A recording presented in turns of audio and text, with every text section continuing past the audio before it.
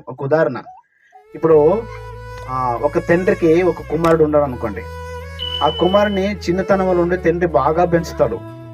ఎన్నో కష్టాలు వచ్చినా, బాధలు వచ్చినా, నష్టాలు వచ్చినా, ఎన్నో ఇబ్బందులు పడి ఆ ఒక కుమారుని పెంచి పెద్దగైన తర్వాత ఆ ఒక కుమారుడు తండ్రికి ఎదురు తిరిగి తండ్రి మాట వినకుండా ఎన్నో చెడు కార్యములు చేస్తూ ఉన్నప్పుడు అక్కడ ఒక వ్యక్తి వచ్చి, ఏంటయ్యా మరి నీ కుమారుడు ఈరోజు ఎక్కడికి వెళ్ళాడు, ఎక్కడ ఉన్నాడు అంటే, ఆ కుమారుడు రోజు జగడలు తెచ్చేవాడు, రోజు ఆ కుమారుడు త్రాగేవాడు, రోజు ఆ కుమారుడు ఎన్నో దొంగతనాలు చేసేవాడు, ఇలాంటి పని చేసేవాడు. అప్పుడు తండ్రి ఏమంటాడంటే, నా కొడుకు నా దృష్టిలో చచ్చిపోయాడు.